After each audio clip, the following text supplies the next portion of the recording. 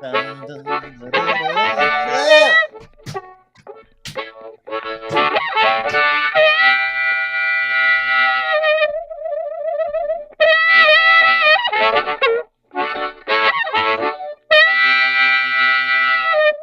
Hi, friends.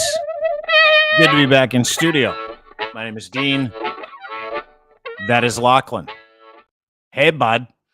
I'm here. Hey, buds. Hey, buds. I'm trying to get the bird accent down. Hey, buds. Buds. Hey, bud. Hey, buddy. Buddy. Hey, listen, buddy. Can I get a rum and coke? You look like you're gonna mix me a drink.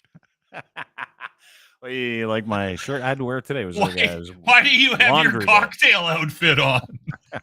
Can you spin a couple bottles for me? Yeah, I know. I look like I'm going on vacation. Which I'm not. But speaking of cocktails, I had a couple of cocktails this week. You've been dipping your toe back in. Are you concerned? Like when you drink? Like, serious question. You know, and this is why I wanted to bring it up, because I talk a lot about the fact that wellness I don't drink, right? I quit drinking 7 years ago. Yeah. Wellness. You just smoke a bale of pot a week. Don't even do that anymore. Have a little toot at night sometimes, 3-4 nights before I go to bed. So my life is moderated, right? Like, it's one of those lives that, you know, you get 6-7 years away from any substance, and then you decide, yeah, I'm going to have a cocktail. So anyway, I want to take you through this. So I had hold on. Go ahead. We should say this. I just want to say this out loud. Yeah. Your problem with alcohol may be different from people's issues with it, right? So saying that you know, 6-7 years, you feel like you can dip. There are some people that if they dip their toes back into those waters, 1,000%, they're going to snort the mortgage next week. 100%. So and they say that, like, when you're an levels. Alcoholic, like, you got the disease, which I don't know about sometimes, because it's different for me. You got the disease. It's like, when you start drinking again, you don't start at where you start 5 times harder than where you left off, right? Yeah. That ain't me, because I appreciate being mindful, being in my life. I like being aware. And when you're wasted or you're high, you're just not those things. You're not emotionally available. You lose the ability to reason. So that's very important to me. And I've dealt with all my shit. It wasn't. I can be very disconnected without booze too, though. Yeah, I know you can't, dude. I see it every day. But for me, my problem wasn't alcohol, right? Counseling, psychotherapy, all the things, the 6-7 years that went into it. Did you get some electric shock therapy? No, and I didn't know. At the end of that, 5 years ago, I'm like, oh, my problem was me. I didn't have the tools to deal with life. I didn't understand what moderation was, da-da-da-da-da. So, you know, there's been a couple of times where I'm like, I'll have half a glass of wine with dinner, and only in very specific situations. So this week, go out for dinner, special occasion. I get an old fashioned. You know what an old fashioned? You like the old fashions, yeah? Love the old fashioned. My wife is a bourbon whiskey person, and she loves the old fashions. She loves Old Tub. Very good. I know this because I have to buy that. I have to buy that liquor all the time. Probably a smoky. Well, not all the time. She likes old fashions. Yeah. Well, now you're outing your wife as a big drinker. That's good, because I'm always buying her bourbon. She likes to have the odd cocktail. She does. That a girl. But I understand the point of cocktails now, because it's about flavor. It's not about getting hammered, right? Because I like being here. So anyway, long story short, well, for you, it's about getting hammered. For me, it's about the flavor. Oh, I've never tasted this before. You can put an orange peel in a drink, and it's delicious. It's got a little boozy flavor to it, a little smoke to it. And then it's a flavor profile thing. Interesting. I've had 2 or 3, maybe 4 or 5. So a couple days ago, go for a dinner, kind of a special dinner. I get this old fashioned ordered for me. I get to the table, I drink it over the course of an hour, and I'm buzzed. Like, I'm like, ooh, this is okay. Yeah. I hadn't felt that in a long time. So I cut it off, have a great night, enjoy my waters. Just was like, I don't need to feel any different than I felt before. So I get home. Plus, you probably needed to perform. I actually didn't have to perform that night. Okay. All right. So I get home, sans performance. I feel weird. I wake up at 3:00 in the morning, like wide awake.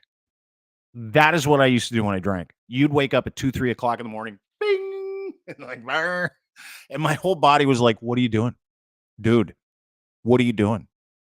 Wow. I couldn't get back to sleep at all.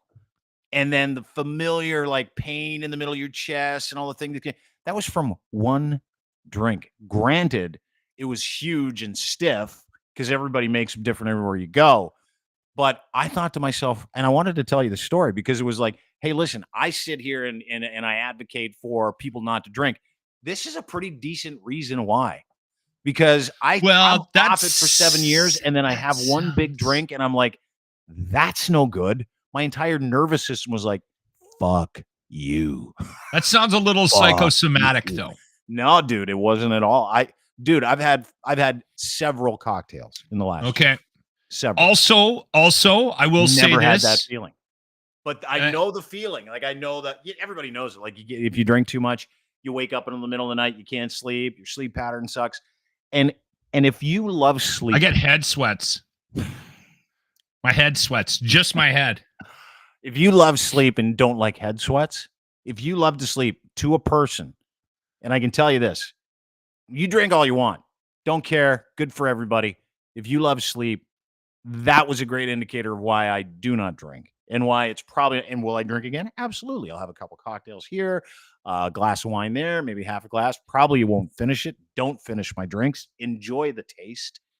But holy fuck, what an eye opener for me. I think there's more to it than the actual chemical makeup of your body and how it reacted to the booze. I think you're also, because I know you, and I know what you're going through right now. Like, you've got some stress in your life. You like, not stress, it's good stress. It's just there's a lot happening right now in your life. Like, and we haven't talked about it, but like that ACAST deal, like that's massive for you and for Crier Media. You've got this fact check stuff happening behind the scenes. You're literally being like beat up every day with constant change. Yeah. And I think that probably has just as much to do with it. Here's my thing with booze, right? Like, I have a certain amount. What's that? Or it's poison, and I almost poisoned myself. It might be, but here's my thing with booze and sleep. Like, I know, like, I'll be literally like, I'm watching Shogun right now. Have you watched that? It's awesome. Yeah. Have you? Where are you at? What's the white guy's name? I've got like 2 episodes to go. I haven't watched it for a couple of weeks. What's his name? What's the white guy's? John Blackthorne. No, John Blackthorne. Oh yeah. Anjin. Yeah. So I finished last night this week's episode. It's awesome. So you got to catch up. So we can talk about it. All right. Catch up this weekend. Anyway, where was I going with that? Oh, I'll be sitting up here in the loft. I watch TV up here behind me, right? Like, I spend a lot of time in this room. It's actually kind of disturbing. And I'll have a couple of beers, right? Like, I might have a glass of wine with dinner, and then I'll have a couple of beers. And I will literally be drinking that third or fourth beer, and I'll sometimes even put it aside. Like, I'll get up in the morning, come up here and clean up the room because I don't want a bunch of liquor bottles behind me when I'm doing the podcast. Smart. So I will literally have a beer. It'll be half full, and I'll go, okay, yeah, because I know, like, okay, if I have 2 more, 3 more, even half a beer more, I'm not going to have a good sleep, and it's going to impact my day the next day. So I know when to shut her down. See, that's why you're not an alcoholic. That's not why you're a greasy piss take. You can moderate. I can get there a lot. Like, there's days where I get on my horse. Dude, you know how many phone calls we've had at like 9 o'clock at night where you're like trying to figure something out and you're slurring, and I can hear you open a drink. Maybe several. But you have a moderation gene that some people don't. I have that gene now that I don't feel like being out of myself, which is really the biggest difference. And when I had that massive drink and I felt different, I didn't like that. That was the part where it's like, nah, I like being in control. Like, I'm a control freak. That's good. That's good self-awareness, Dean. Yeah. Good for you. Yeah, that's why. And it's funny because I work with guys, you help them, and they're all convinced it's a disease and they got to stay away from it. Maybe they do. Maybe they do. Maybe they don't. But I'm here to tell everybody that if you deal with that shit, great. If you want to drink, go ahead. If you can moderate.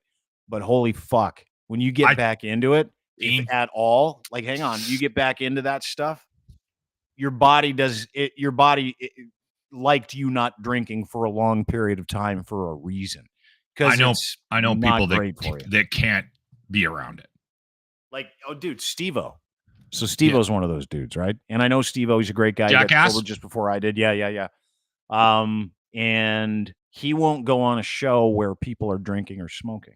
And right? that's, I get that. I understand. Get there are people out there that I'll give you an example. I remember one time going into an AA meeting. It was early on. It was like 6 months in or something like that. And for me, it was all I could do not to drink at the time. Right. I had to be in those rooms. I had to go be honest. I had to have those conversations. I had to admit to these people that I was like them, which is weird when you walk in and you see them and you're like, oh, I guess nothing separates me from humanity. Addiction's the great equalizer, all those things. Mm-hmm. And there's a woman that walked in. Name escapes me. Doesn't matter. It's supposed to be like quiet anyway. You're not supposed to tell people anything. But I will tell you the story. This woman walks in. She's significantly older. And she's in tears and she's shaking and she sits down at the big square table and we're going around, gets to her and she's like, hi, I'm so-and-so alcoholic, bawling her eyes out. Sober for 23 years. But today I drove by a liquor store and I almost stopped. And that's why I'm crying and shaking. And I'm like, I fucking hope that's not me. In 23 years, yeah. And all these people were going to AA meetings. So that was my ticket to go, I need all kinds of other help. So that's not me. So that's what I did. I engaged in wellness. I went and got a therapist, psychotherapist, counselor, addictions dude, got into philosophy, literally cognitive behavioral therapy to change the way my behaviors are looked at by myself. All those things were really important. And not only do I not give a shit, I know that that's not good for me. And I know I can moderate my life. And I know what's there too. So there's a significant amount of fear that's built in, right? Like, that feeling that I had was that feeling I didn't want to get away from, right? I wanted to be in that feeling for a long period of time. When you get like 7 years out of that feeling, 7 years out of like not waking up at night, sleeping 8 hours, solid as a fucking rock, feeling good about yourself, putting your mind to work, putting your best case scenario to work for yourself every day because you're physically here and you're not drawn to something else, that I'm addicted to now. So I have a different way of looking at life. But to your point, there are people out there like this young lady who's not, and I believe she's not with us anymore, who literally on a ledge for the rest of their lives, anxious that it might get them again. Right. And I've known people like that. That's why I think you gotta, I'm not chastising you here. I think you have to be careful when you're having this discussion because there's levels of it. And I believe just based on my experience with alcohol personally, and I believe with my experience with seeing others struggling with it, that I know some people that cannot, once they start, that is it. They are off to the races until they fall down on their face and then physically can't put it in their mouth hole anymore. And it's bad, right? And I'm so glad we're doing this on a Friday. I love it when we get on the podcast and we have a 15, 20-minute discussion about sobriety. I know, but I'm not. It's the thing is that I wouldn't consider myself. All I'm thinking about right now is my totally 6-pack of beer for my Friday night. I might start as soon as we get off. You can moderate. You're not showing up to this thing with a fucking tumbler full of rum. Bite me in your moderation. Speaking of getting on with it and moving on to better subjects, I had no idea so many people had an issue with Canada's new wealth tax. I didn't know. I had no idea. We were on the podcast yesterday. Let me set the table. We'll get into it. So yesterday we were talking about the wealth tax. So Canada, if you're just listening, institutes its new wealth tax, capital gains, from 50% to 60%, targeting the richest 0.13% of Canadians. Now, that's what they said they were doing. Correct. However, the devil's in the details, right? So the more we look into it, the more we realize nobody is exempt from the capital gains tax. That goes for old Locker there, who spent his whole life trying to build equity and capital as a retirement plan. And that was my issue with it. You keep going, but I mean that like we have this plan in place, and then like all of a sudden, just arbitrarily they decide, not today. We're gonna and the majority of people, majority of businesses in this country majority of people in this country who own homes are not those big corporations that the liberal government is telling us they're going after. They're going after fucking everybody. Everybody. Yeah. Right? Now, what's happened since, this is only a couple of days, even on my street, several for sale signs have gone up. Yeah. Because this thing gets cooking in June 25th is when they're going to change the tax code. So anything you make over and above 250,000 when you sell a property, a business, something, so capital gains gets taxed 67%. So in the case of someone like you stand to lose hundreds of thousands of dollars. Now that hundreds of thousands of dollars was hundreds of thousands in your pocket yesterday, which will be going to the government on the 25th. Well, I think I understand, and I've never been inundated with more people going, dude, we're going to get fucked too. You don't understand. So the more I looked, and I'm not apologizing, what I am saying is that because I am in no danger of paying capital gains tax for anything, because I don't own shit.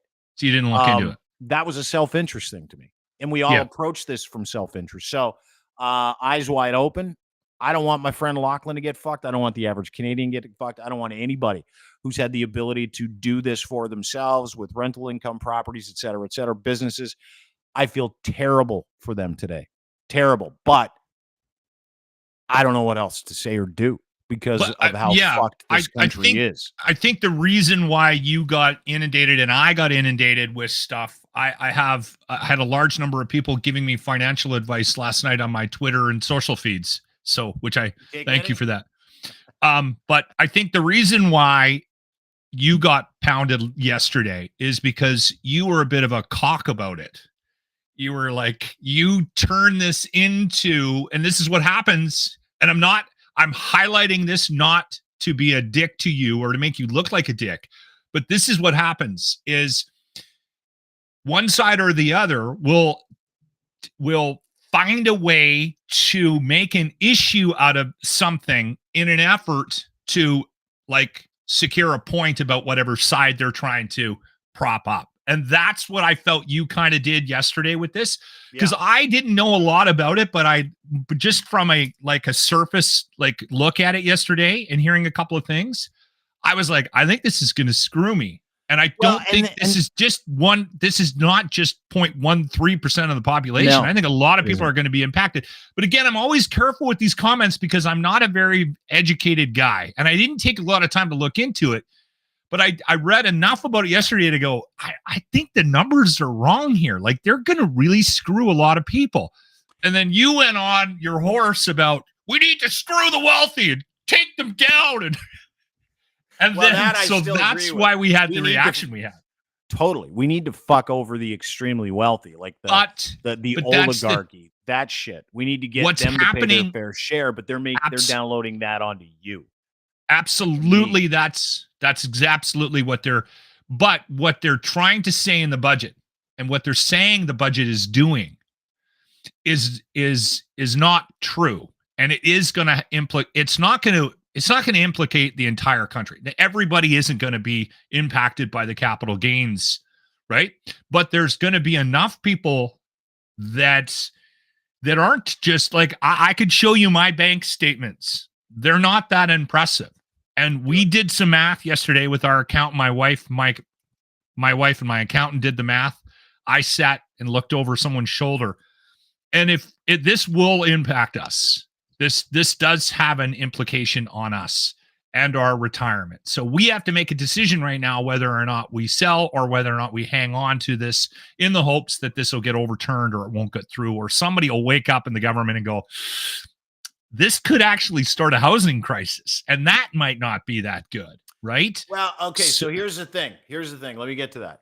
Right? What you're going to see, because you're seeing it now, I'm seeing it on my street, physically seeing it, and you can read the tea leaves. Spoke with a real estate guy today, a buddy in my neighborhood who's like legendary real estate dude, and I'm like, what do you think? And he goes, we cannot keep up with requests today for listings. It's gonna cause a crisis across the country. Okay, and I'm going to leave the middle part of this country out, because Calgary, Edmonton, Calgary specifically, oil country, they go through booms and busts every 6 to 7 years, right? Because Yeah. of the oil industry. So Yeah. house prices move up and down, but not extreme, right? Let me tell you a story. Toronto has, and Vancouver, they have speculated their way to fucking over every single person that lives in this area, right? Yeah. Houses haven't gone up 4%, 6%. They've gone up 200, 300%. So not as bad something in that Edmonton and Calgary, but there is similar issues in some of the other markets across the country as well. But Vancouver and Toronto. it's a joke. Crazy. Toronto was just announced as the world's most expensive city. More than New York, more than London, England. And it's comparable to Tokyo at the moment. That's how high these prices are. There's no rent control in Ontario. There's no rent control in British Columbia. There is speculation on top of speculation. New builds are down, and they're trying to lie to us and tell everybody that houses have to be $2 million for a teardown. In this area, they are $2 million.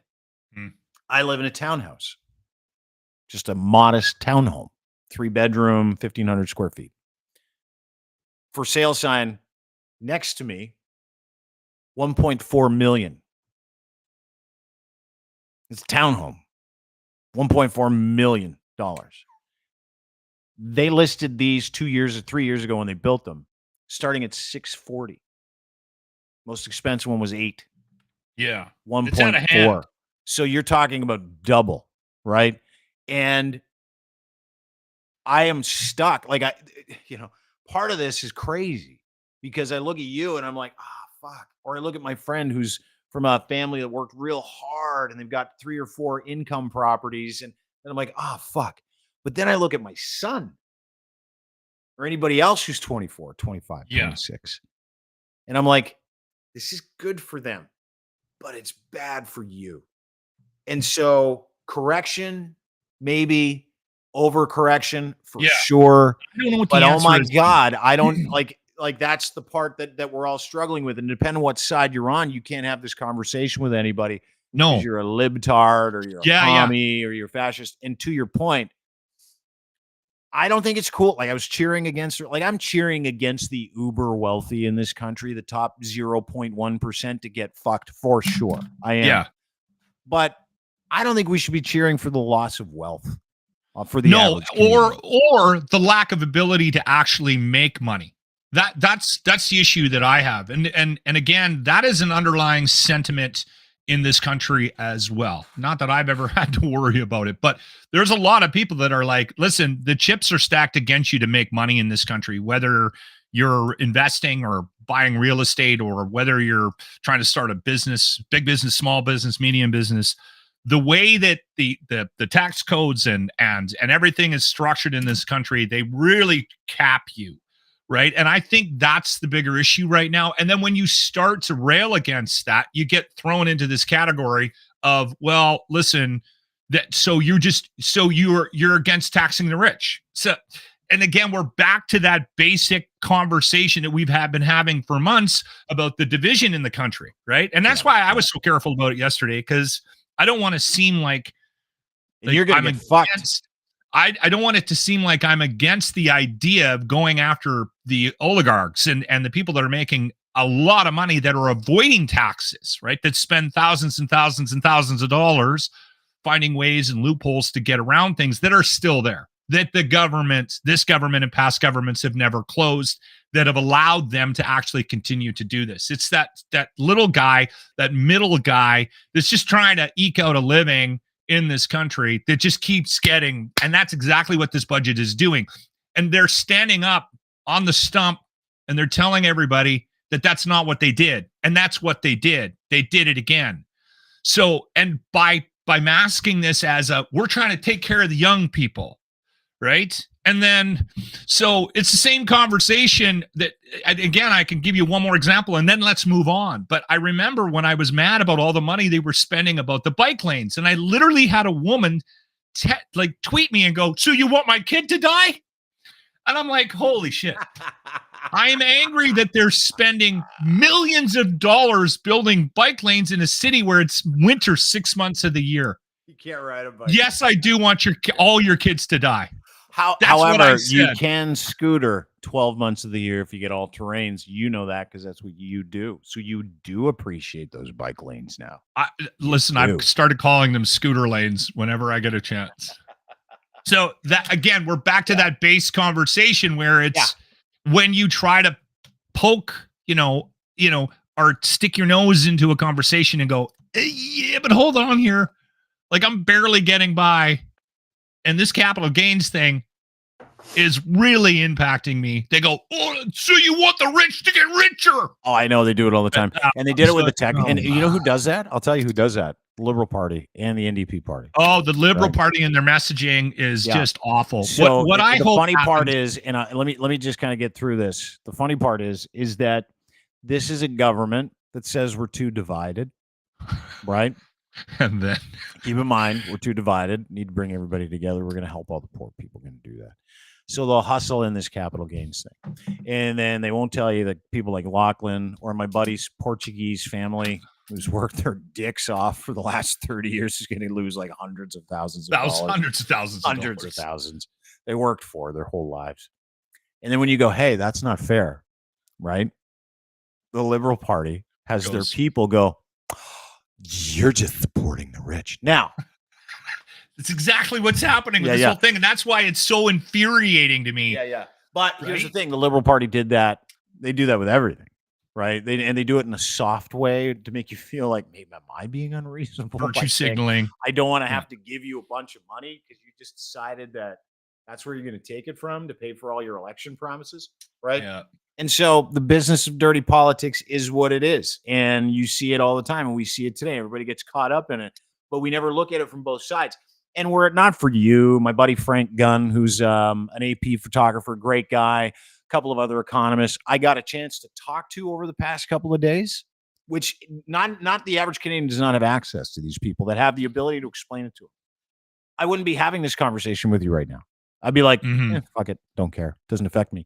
Because that is generally how every single Canadian approaches everything political, everything monetary, is from a place. It's not just Canadian, no. Let me finish. We're doing it in all democracies right now. A place of self-interest. That's how we approach these things. So when Lachlan's yelling at me for making fun of people for being okay, not being okay with losing hundreds of thousands of dollars yesterday, he's approaching it from a place of self-interest for him because he's got money wrapped up in properties, which he would like to sell at some point and not get dinged an extra couple $100,000, right? Yeah. That's self-interest. I look at it like, I don't own shit anymore. What do I care? So that helped curate my conversation. And I think if more people did what we do, right? Not that we're heroes, applied the ability to reason and got outside of your own self-interest and look at the entire thing, I think we'd be having better conversations about this. Back to that, I think there are things that they could have done. Honestly, they should have shut off some of those loopholes for the uber rich, right? Which this Liberal government hasn't done. And this isn't a Liberal versus conservative thing. They had a chance to do it. It didn't get done.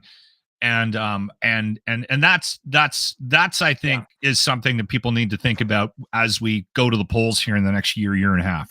But I do think that there's some of the, and there are provincially, there are things happening that are helping out the housing crisis.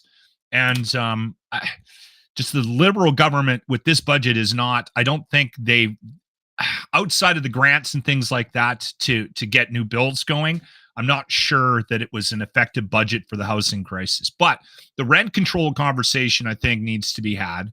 And there needs to be a conversation about making sure it's done properly, because there are some attempts, and look at provinces that have had success with rent control. Like Manitoba is one where if you cannot raise it a certain percentage, and you can't raise it while somebody's in there, right? Like there's elements of the rent control in Manitoba that should be implicated in other provinces. In BC, they're doing things because every area is specific. You mentioned it. You set it up at the beginning of this conversation, Dean. Like what's happening in Toronto is different than what's happening in Edmonton with real estate, right? Mm-hmm. So it is a provincial problem in some cases. And in some situations, it's also a city issue, right? Like Vancouver Like there's an Airbnb problem in Vancouver and in parts of BC because anybody with any rental property is not going to rent it to somebody for $1,500 a month. They're going to put it up on Airbnb. And so there should be rules around those companies, and that's hurting the housing market as well. And again, dude, that's the number one driver of housing inflation. Airbnbs and corporations. So here's what people don't know.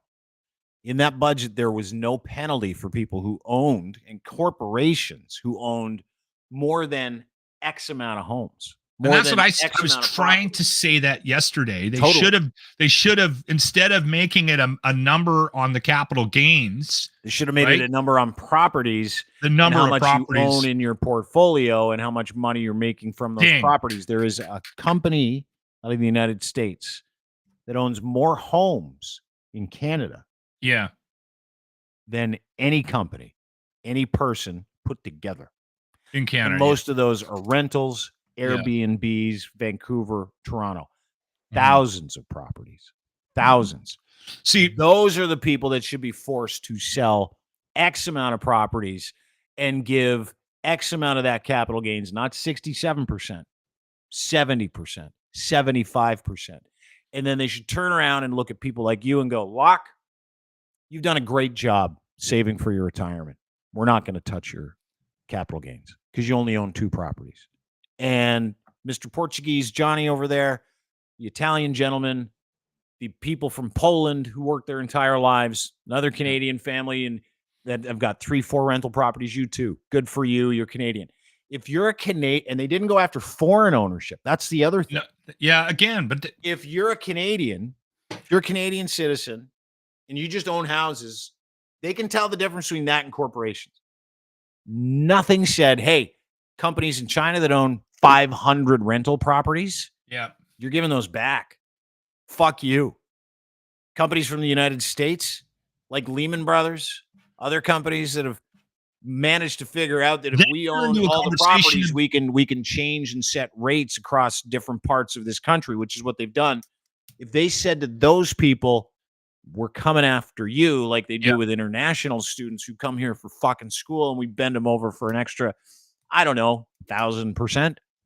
Do the same fucking thing. Reward Canadians, burn the foreigners, and I don't care where they're from. Take their money, give it back to Canadians. That's what they should have done, and they did not. Because you know why? They're afraid of being called racist.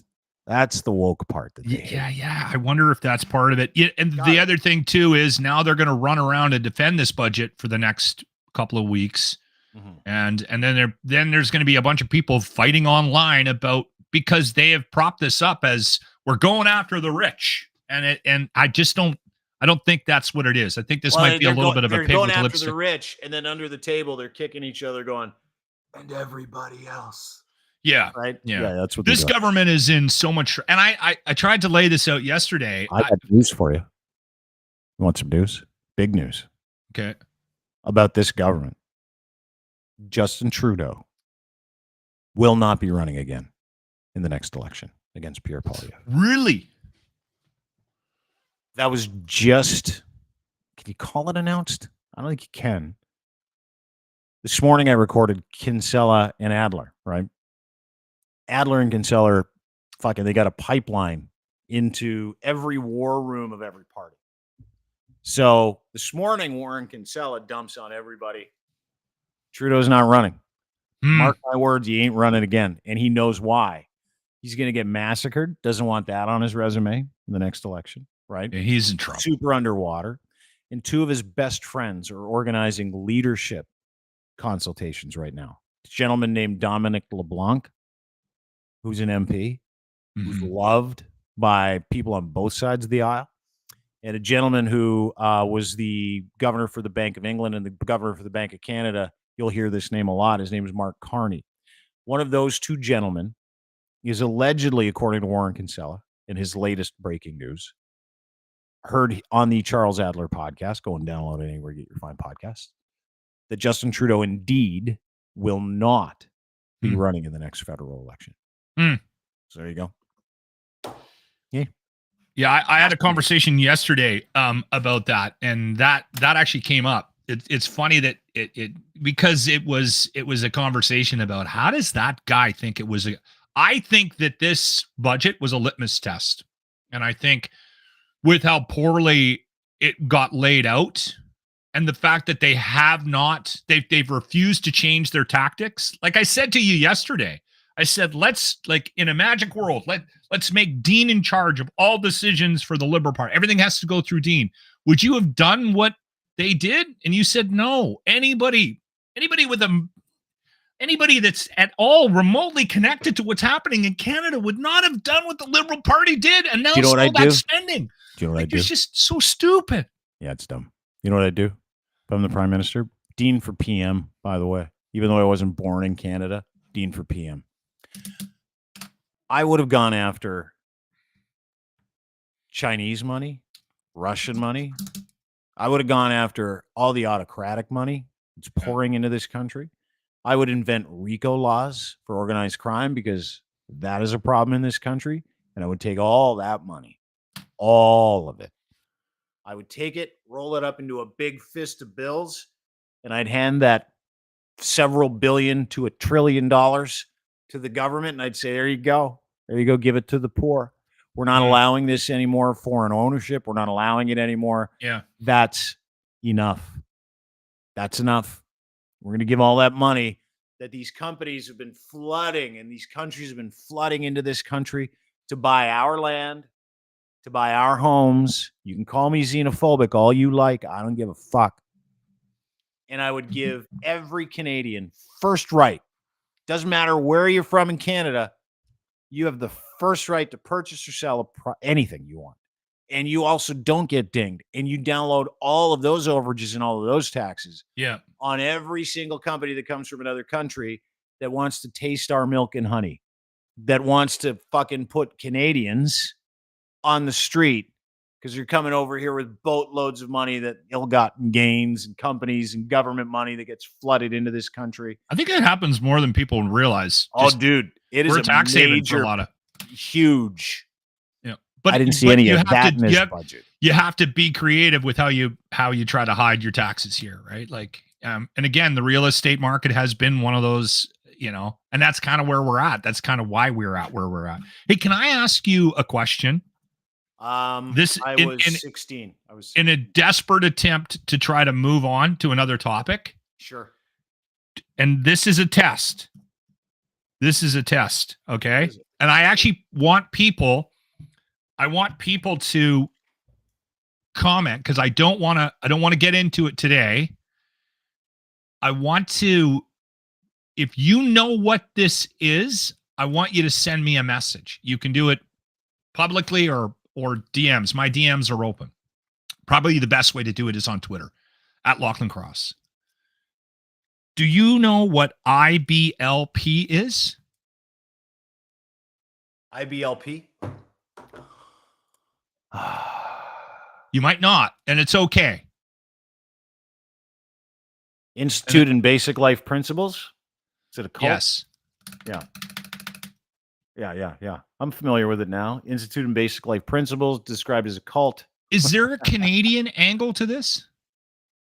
Non-denominational Christian fundamentalists. It serves as an umbrella organization for several ministries established an American Christian minister, Bill Goddard, 1961. The stated purpose of the organization is to provide instruction on how to find success in life by following biblical principles. This involves programs that include seminars for ministry, community outreach, troubled youth, mentoring, and international ministry. IBLP has been described as a cult.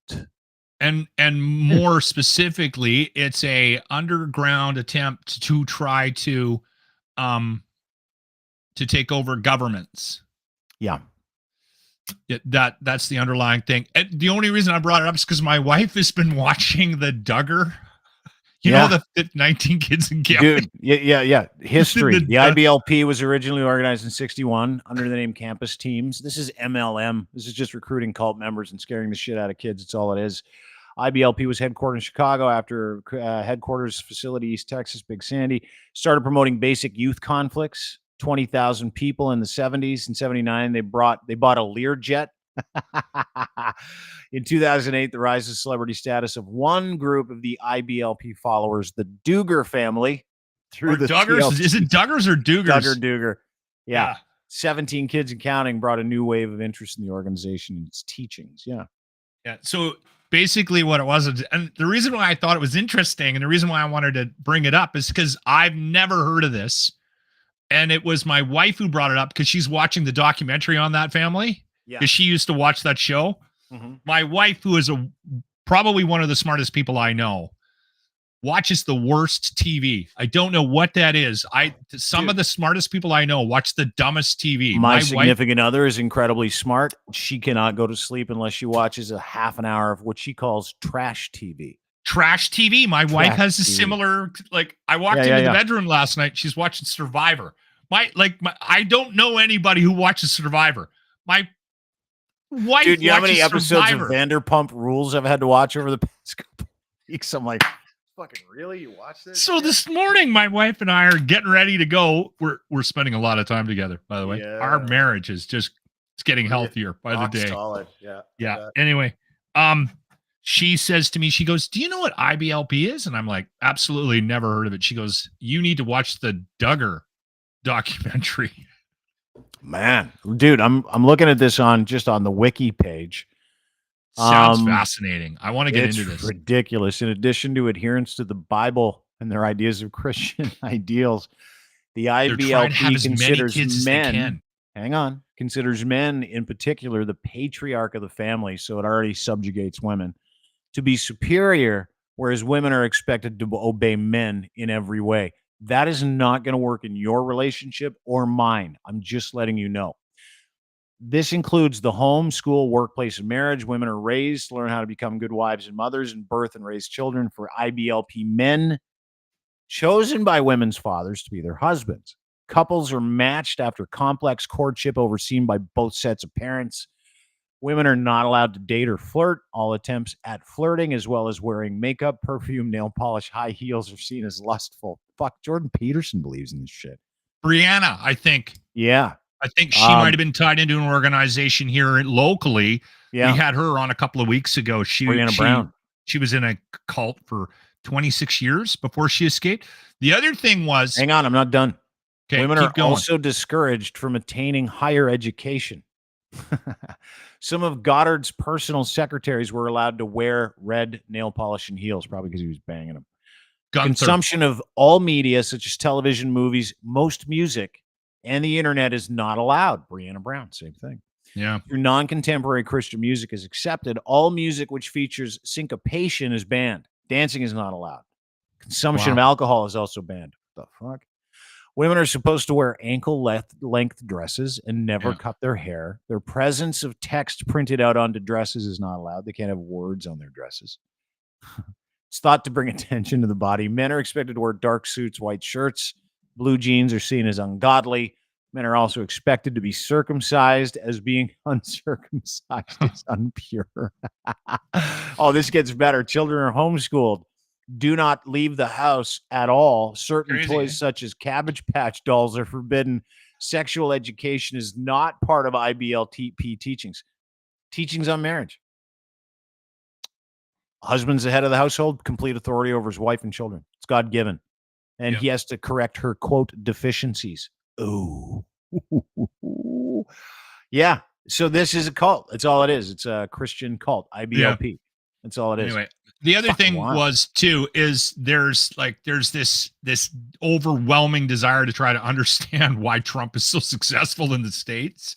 Yeah. And if you take a deeper dive into this, apparently I don't know much about it. This is just based on a very sort of initial conversation I had with my wife and this Duggar documentary, the Duggar family, is that it does sort of give a better sense, because we've had conversations, my wife and I, occasionally, where just like, can you believe, like, this is just complete madness? Like the Trump thing is just madness.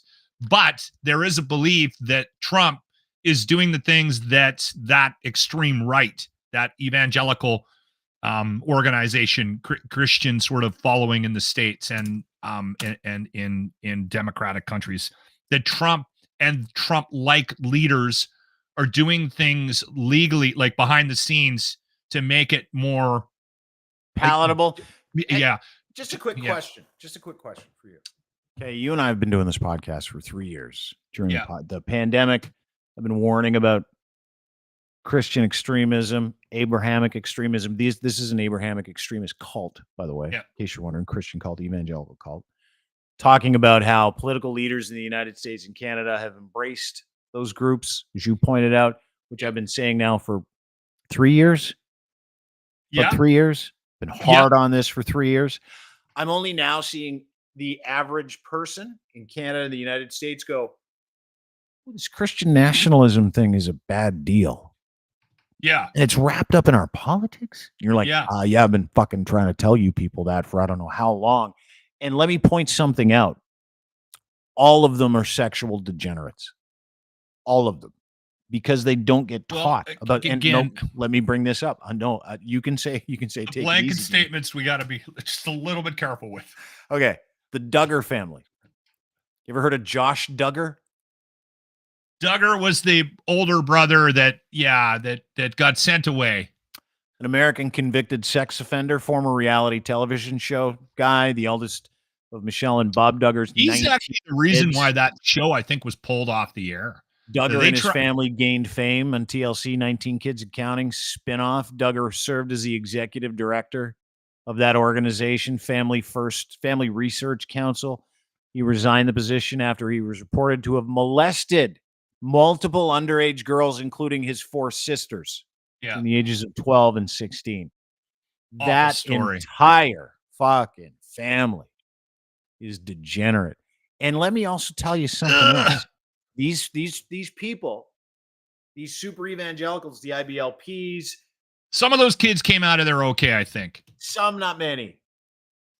The inordinate amount of pastors that submit to this ideology that are being arrested for grooming, pedophilia, sexual assault of young people is unbelievable. So when you see them screaming about parental rights, the reason why that exists is because they don't want people knowing their dirty business. There might be a through line there. It is. I've only been saying it for 3 fucking years. Yeah. Really glad you're watching it and you're coming around. I'm not watching it. My wife watched it, but she said that because she knows how much I hate those shows. Yeah. I actually get, there's a couple of shows that I get angry about. One, my daughters watched the Kardashians and it drove me crazy.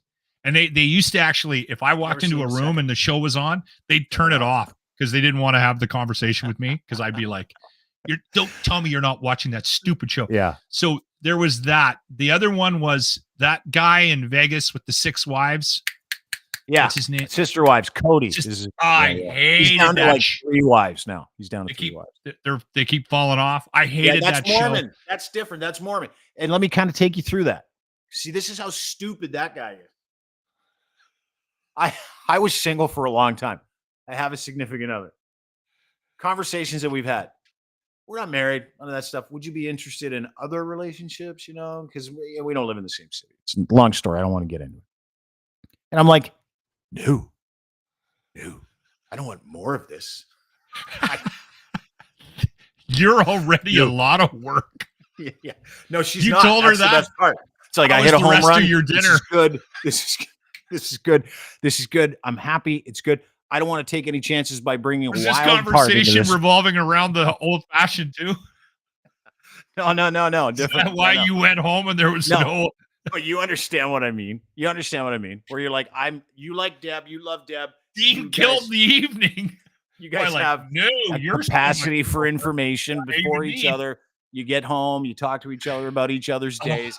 That guy, Cody, had to do that 6 or 7 times a night. Okay, that show. Day? Okay, how was your day? Okay, how was your day? Okay, how was your day? He fucking had to catch up with 7 women every single night to hear about it. And then he had to give that information back 7 times a night. And I'm like, I don't want to do that twice in a day, 3 times in a day. I don't want to balance all that. I barely have enough capacity to live my life. Never mind be in a relationship with another human being. You think I want to do that with like more people? The answer is no.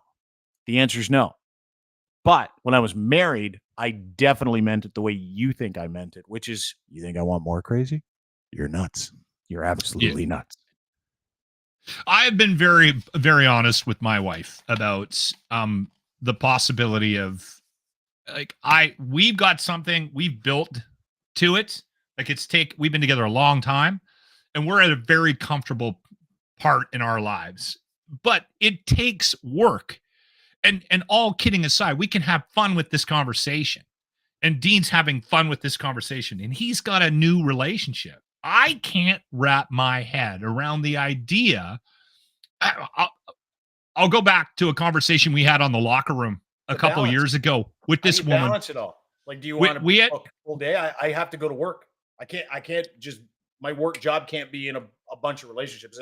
I have no interest in any of that. Dude, unbelievable. Anyway, so we had this conversation about polyamory, and at the time I had no idea what it was. And we had this woman call up, and she was in a polyamorous relationship. I'm trying to remember her name. She was very, very, like, nice girl. And she was also kind of funny, and it was a good conversation. And we kept her around actually for, like, when I found out, like, my initial conversation on the phone with her, I'm like, you need to come down. We're doing this on Friday's show. And she's like, absolutely. She came down, and we had her on the show for an hour. And the one thing at the end of it, I remember saying to her is just listening to her have this conversation about what it takes to have multiple relationships and this, and we do this, and we got a couple friend in Calgary and blah, blah, blah, blah, blah. And I just looked at her and I said, and I didn't mean this as any disrespect to the relationship that I have and what I've built with my wife, but I looked at this woman and I just said, oh my God, it sounds exhausting. That's what I'm saying. And she said, it's a lot of work. And that's the problem I have with it, right? Like, I want what I have with my wife. I don't want to try to replicate that. And never did. Never thought that, hey, listen, what kind of personality type do you need to be if you're a man that thinks that he can have multiple relations, or even a woman? Like, I don't understand the women that have, even from like 20, early 30s, whatever, when you're playing the field and having fun. I can't even wrap my head around the idea of having 4 or 5 on the go. And like, I've met young women that are like, oh yeah, I got John over here. I got Bill, he works at the gym, and I got, Eric's up in Fort Mac, and he comes through on the weekends. And I'm like, what are you doing? What are you doing, woman? You are insane. She's very active. I hope she's wearing condoms.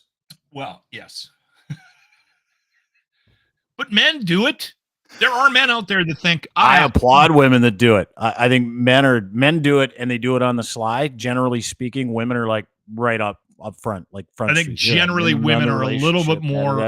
Yes, not always, but I think guys that are in multiple relationships, they don't talk about the other ones. Women are like, I'm kind of. Or what about the guys that end up in a relationship, like their kids find out that they have brothers and sisters in another town?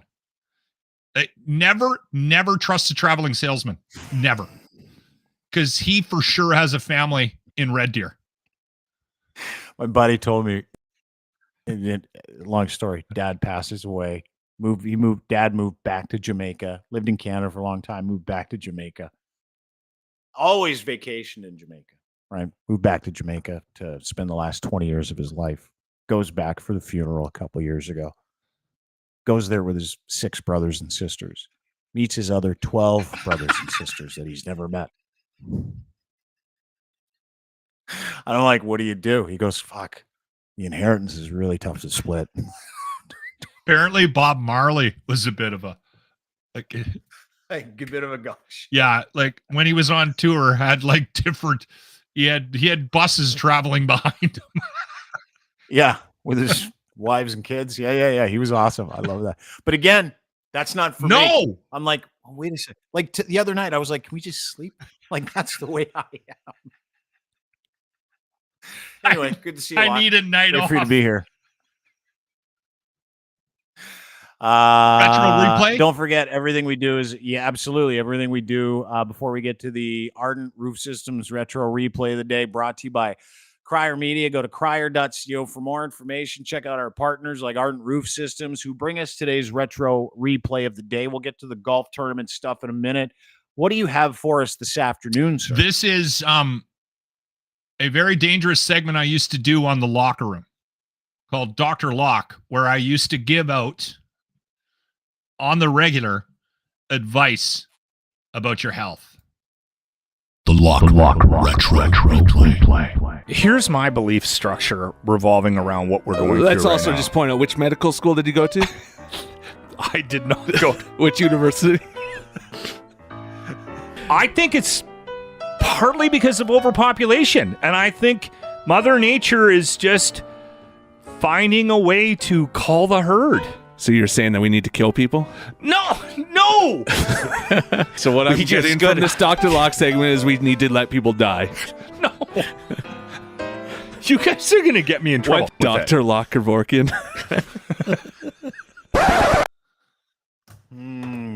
Very dangerous segment. I still get what I people loved about that sending segment? me like stuff like Loc. Yeah, saying your advice didn't work. I rubbed Tabasco on my knee and it still hurts. Oh, sesame seed oil behind the knees. Never need to be vaccinated. I remember that one. Yeah. And during the pandemic too, giving people medical advice. That's when I started doing it, because I'm like, you know what would be really funny if actually, when I started doing it is when Grant found out that I had when I ordered a scene card. I brought in mail one time. I used to click the doctor box. And they put it on your mail. So on my scene card, it says Dr. Loc. So might as well pretend to be one online during the most hotly anticipated medical era of our generation. See where the humor comes from? I do. Your employer didn't, which is probably why you're here. Great to have you. At Lachlan Cross. By the way, sign up for that Ardent Roof Systems golf tournament by going to ardentroofsystems.com. Early bird pricing for a single, for a double, for a triple, for a foursome is in effect right now until the end of April. Don't miss out on it. The cost of the tournament will go up in May. If you would like to sponsor the Ardent Roof Systems charity golf tournament, maybe a hole or a silent auction item, just reach out to me. My email is out there. I get emails all the time from people. You can reach me on any social media platform. My DMs are open, and that's all I got. Again, ardentroofsystems.com is the webpage. This is a good one today. This is a good conversation. Buddy. Yeah, it was fun. Appreciate you. We'll talk to you soon. Have a great weekend. See you Monday. Lachlan Cross, ladies and gentlemen. That's it for us. Hope you have a wonderful weekend. We'll be back on Monday. As always, we're brought to you by our friends at Cantork. Go to cantork.com for more information on rugged, hardworking torque wrenches. They are Canada's leading industrial tool experts, the very best in sales, service, rentals, calibration, maintenance, custom fabrication, and industrial torque tools. Unparalleled expertise for 20 years when it comes to their top-of-the-line torque and tension tools, flange management, maintenance systems, impact sockets you can rely on. Highest quality products designed to withstand the most demanding conditions, ensuring optimal performance and peace of mind. They've been at it for 20 years. Manufactured, designed in Canada, from tool rentals, calibration services, and repairs to custom fabrication and distribution opportunities. Cantork gives you a complete range of services and products. They are your one-stop destination for every single bolting need in any situation, in every industry.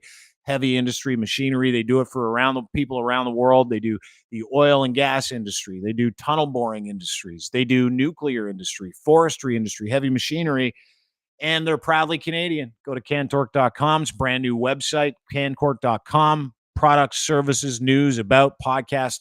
Become a distributor. It's all on the front page of their website, cantork.com. Check them out today. And we're brought to you by Muse Massage Spa. Our ladies are experiencing technical difficulties with their Twitter feed. However, you can hook up with them today at musemassagespa.com. You can go and visit them, 1290 Finch Avenue West, Unit 13, Toronto, Ontario. Emily and Riley are wonderful. They're going to be on the show with us this next week to talk about not only their tech issues, but the business of polyamory, etc. So we're going to have them on, but there are no better educators or advocates for the sex work industry. So make sure you get their podcast today. Crier Media has it. It's called Muse on the Mic. You can also get it on their Patreon feed, Muse on the Mic for the Patreon, Muse on the Mic for YouTube. Download, subscribe, read, listen, and make an appointment. Go get some therapeutic treatments. Their schedule is available. You can choose your muse. You can see the spa. Check out their location. They're even giving people jobs. They're entrepreneurs, and they're lovely women. Go to musemassagespa.com today for more details. And as always, brought to you by our friends at factcheck.io. FactCheck is the disinformation killing software for the year 2024. Listen, it is all going to end at some point, and the people at FactCheck have wrapped their arms around how to figure out how to tell you what you're reading is verified or not. Pictures, videos, spoken word, text, URLs. It's disinformation killing software. It's in beta test right now, and you can join their beta team. Go to factcheck.io for more information. Join their beta team there and become a FactCheck verified fact checker. FAKTCHEK.io. Again, FAKTCHEK.io. Factcheck.io. Do you believe? I know I do when I use their beta, which is also an extension for Chrome that you can attach to your Twitter feed, and it shows up with colors that go, don't read this. It's fascinating. Have a great day, everybody. Appreciate you being here. Enjoy your weekend. We'll see you Monday. Bye.